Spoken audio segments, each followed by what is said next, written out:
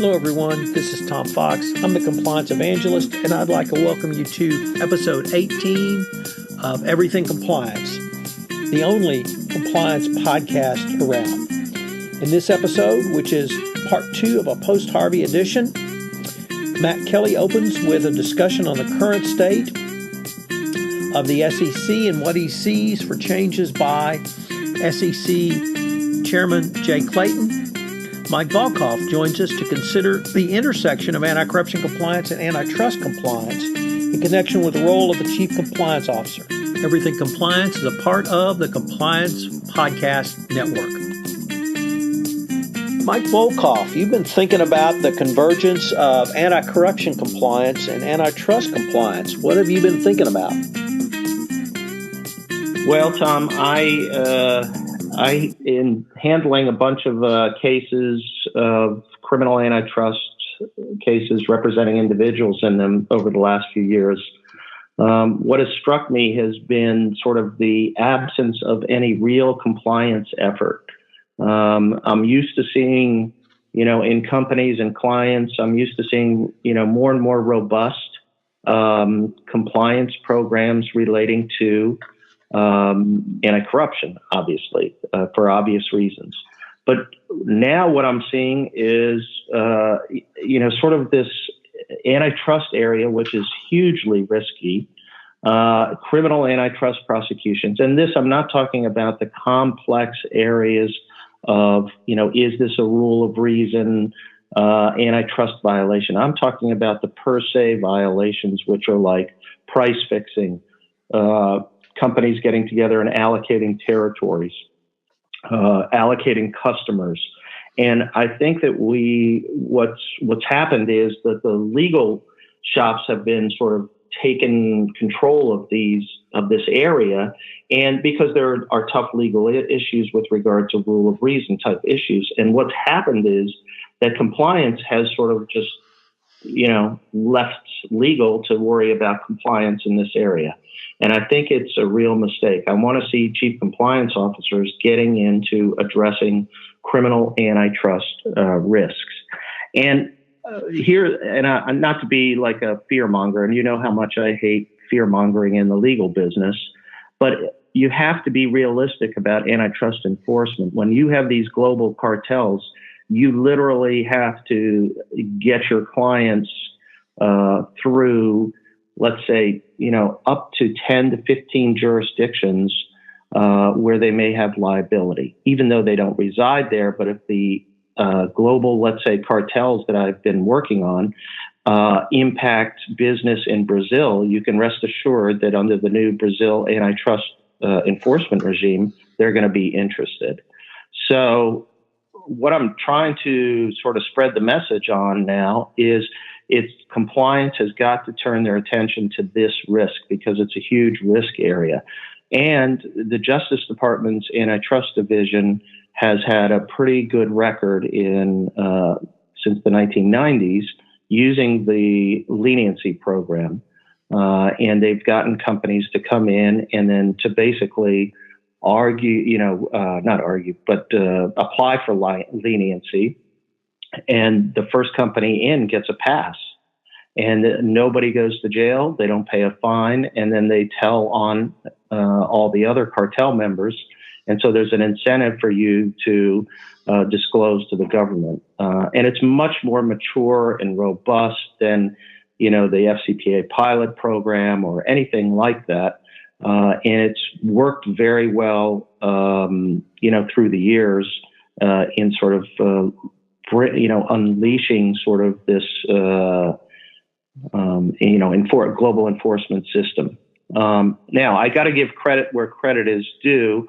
We all know Joe Murphy, who is in the compliance space, and on my blog, he and many other people have been pushing the Antitrust Division to give credit to compliance programs in the antitrust space when companies get in trouble, that they can come in and say, look, we had a robust compliance program. For years, the Antitrust Division would take the position of, well, your compliance program didn't work because you violated the law. So therefore, by definition, didn't work.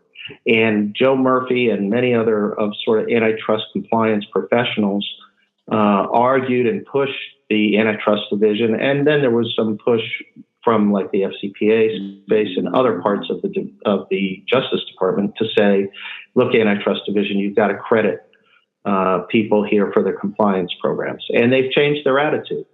And the program has changed, and now you can go in, and when you may have a problem in your company, you can say, look, we had a robust, effective compliance program.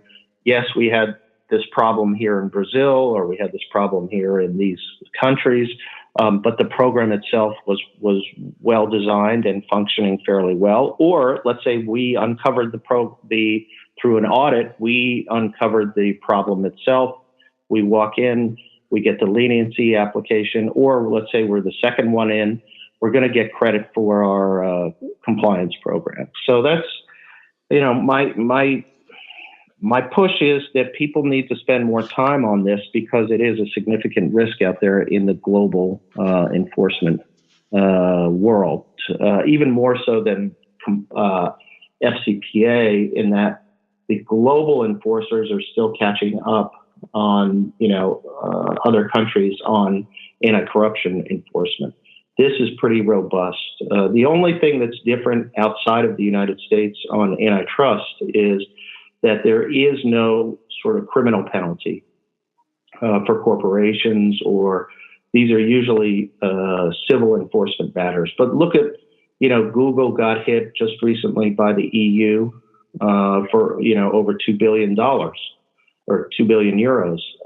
So this is really, serious issues, and it's something that chief compliance officers have been reluctant to sort of talk to legal about. But I'm seeing more and more, efforts being made, and I just want to sort of push people along if I can in this space. So if no one else has any questions for Mike, I had a couple. Mike, one of the things that intrigued me was that the risks you identified for anti-cartel activity or antitrust compliance really converge with anti-corruption or corruption risk. And two of those were sales staff and a joint venture between competitors. So if those are risks that the anti-corruption compliance practitioner needs to look at, it would seem to me that it would be natural for them to look at that from the antitrust perspective as well. Well, that's a great point, because we are talking about the sales staff activity obviously in anti-corruption, because they have every incentive to, bribe a foreign official for a contract, or they'll cut a deal with a competitor and say, let's, you take this contract, I'll take that contract. And what's interesting, Tom, is like if we go back in time, it feels like a long time ago, but for example, the ABB FCPA matter, actually, this was years ago, an enforcement matter, originated from a global antitrust investigation. So now, for example, if you bring in an individual who's going to cooperate at the Justice Department, and let's say it's in an antitrust division case, the second question out of their mouth after, the prosecutors will sit there and say, first, hey, tell me what you know about bribery, whatever. But the second question will be, what do you know about antitrust violations? And they know that, they've learned that there have been cross-pollinating investigations that started either as antitrust or anti-corruption that led to antitrust or anti-corruption. So they flip back and forth. And that, to me, you want an argument for convergence and compliance focus. Let's look at our suspect sales staff. Joint ventures, for obvious reasons, in the antitrust space, a joint venture is legal. Okay, competitors get together and they start a joint venture together. But lo and behold, they use that as a means to facilitate anti-competitive activities and agreements outside of the joint venture, because there are legitimate reasons for them to be in contact with each other.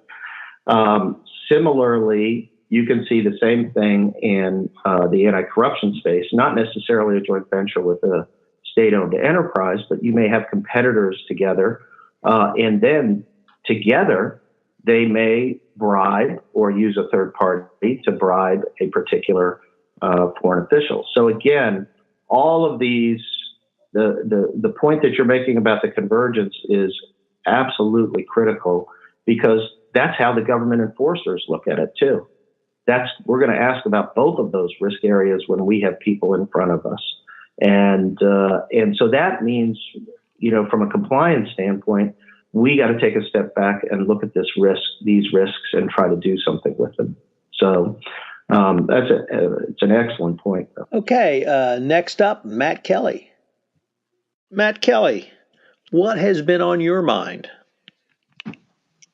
Yes, well, what is on my mind is probably some red meat for all of the SOX compliance listeners out there, whether you are in compliance per se or in internal audit or internal control. But I think now that the Labor Day is behind us, the SEC is gearing up for another look at Sarbanes-Oxley compliance. And of course, that is code for specifically Section 404B of the Sarbanes-Oxley Act, which requires all publicly traded companies with market caps above $75 million to have an annual outside audit of their internal control over financial reporting. This is not a fun experience. This is not a cheap experience, but nonetheless, it is the law, and it has been since Sarbanes-Oxley was passed in 2002, and that has led to a lot of people complaining that SOX compliance is not worth the cost. So we've already seen that the new SEC Chairman Jay Clayton, he gave a speech in July where he talked a lot about the costs of compliance really have become much larger than was originally intended. That he basically said the cost of compliance now includes the cost of demonstrating compliance, not just stating that you are in compliance. His example was tailor-made for the CEO and CFO certifications that companies need to make every quarter, that their financial controls, their disclosures are up to snuff. And what has happened is all of these big systems companies have implemented that the CEO discloses this certification, but he passes on a sub-certification requirement to the division manager, who passes on a sub-certification to the operations department heads, and so forth and so on. And the mechanics of demonstrating compliance were never really included in what people thought the costs of compliance are. And so, of course, this is terrible. We should loosen this. We should probably raise the exemption threshold from 75. Some people in Congress have proposed 250 million and up. Some people have proposed 500 million and up. Everybody below it would be exempt. That would be a significant majority of publicly traded companies in the U.S. have less than 500 million in market cap, so they'd all be exempt from internal control audits. There's a lot that's going on here. I know that on September 13, for example, the SEC is going to have an advisory committee on small company issues. They're going to have a meeting. They're going to talk about this. There was a hearing in July that Congress had. They've talked about it. We're going to hear a lot of talk about it. I think that there are 2 points we need to keep in mind here. Number one, when you hear Jay Clayton or others talk about private companies that get all of these run-ups in valuations. Uber has been private since it was founded, I think, in 2010 or something like that, and its valuation has skyrocketed.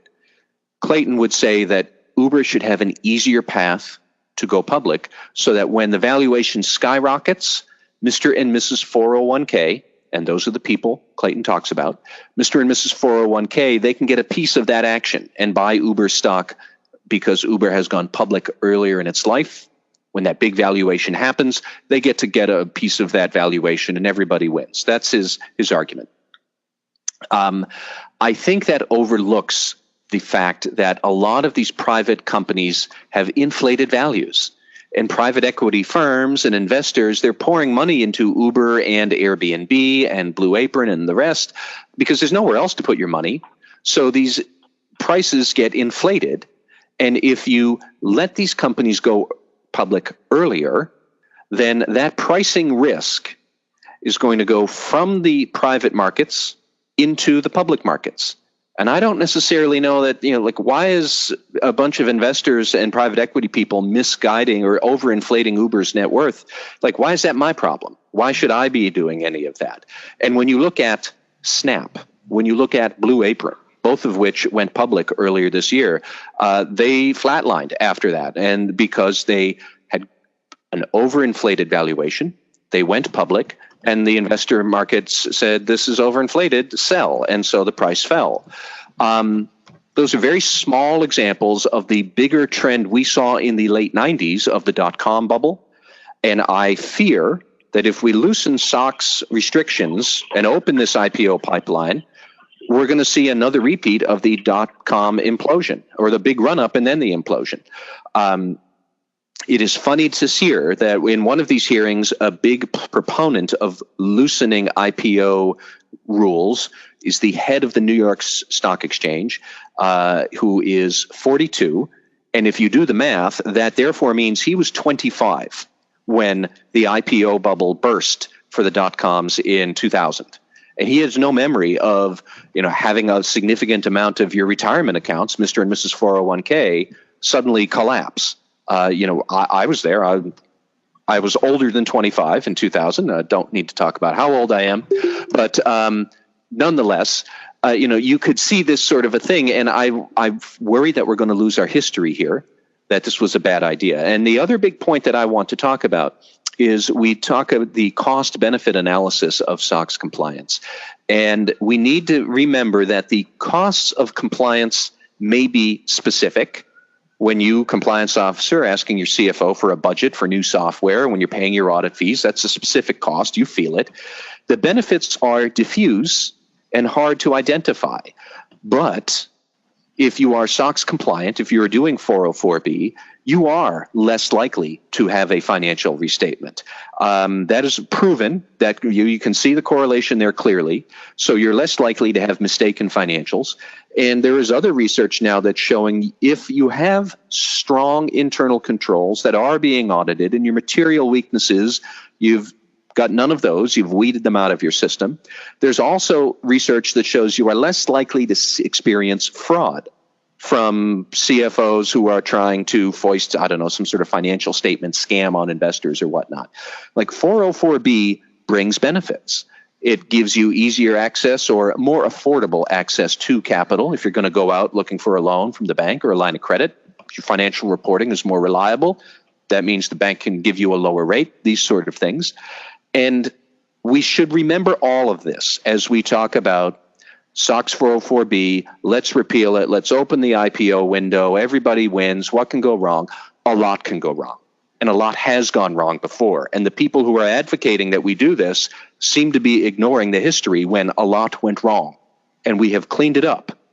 Can we improve the SOX compliance process? Sure. Do we necessarily need to change the law whole hog or exempt everybody and their uncle from 404B audits? I don't know that that's going to do us as many favors as possible. But it will feel really good for the first couple of quarters when you get that hot IPO. And I'll close with one point that just left me really upset and angry, frankly, is one Republican congressman. They had a hearing in July talking about opening the IPO window. He actually said that IPOs are lottery tickets. And wasn't it just normal to let investors have the same right to take a shot at the lottery like they do at the convenience store when you're buying your ticket? An IPO is not a lottery ticket. That is not how IPOs work. Anybody listening to this, unless you're in private equity or you're one of the big Wall Street bankers, you're never going to get those IPO shares that pop on the first day. You don't. And to refer to it as a lottery ticket, and this is how we're going to fund our Mr. and Mrs. 401k plans for the future, this is just the most ignorant and ridiculous thing I'd heard in quite a while. And for Congress, man, that's saying something. So this wound up turning into, I guess, maybe an early rant of mine that went on far too long. But that's what's going on in SOX compliance right now, and people should stay tuned. Anyone have any questions for Matt? Well, I actually do. Matt, the legislation in front of the House may well have a better chance of passing, but the Senate, obviously a more deliberative body and closer in numerical voting to a party split 52-48. Any sense of what might happen in the Senate, assuming something as nefarious as you've outlined would get through the House? Well, no, and I'm not sure if that is a comfort or not when we say that. We don't know when the Senate might take up Dodd-Frank reform legislation that would probably address some of this. We have heard that the head of the Senate Banking Committee, Mike Crapo, when he thinks about Dodd-Frank reform, he's thinking more reforming Fannie Mae, Freddie Mac, addressing some systemic oversight of the banking sector by the Federal Reserve. And it's worthy of attention there to talk about those issues. But that's very different than these compliance and governance issues we're talking about. This sort of stuff does tend to get shoehorned into that broader legislation. But you have to think that this fall, Congress is going to be all about tax reform. It's going to be all about the debt ceiling, which will come up for another vote, I guess, in December. Probably more emergency aid for the hurricane-battered parts of the country. There's a lot going on. Is it likely to happen this fall? I'm hard-pressed to see that it would. Even if the Senate passed something, it has to be reconciled to the House bill, which is very different. And then on top of all of that, if we don't do it this year, it gets kicked into 2018.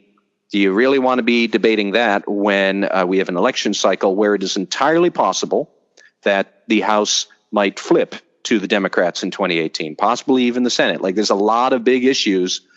Do you want to start grabbing third rails like that? And I would not be surprised if actually what do we see at the end of the day is we don't see anything from Congress.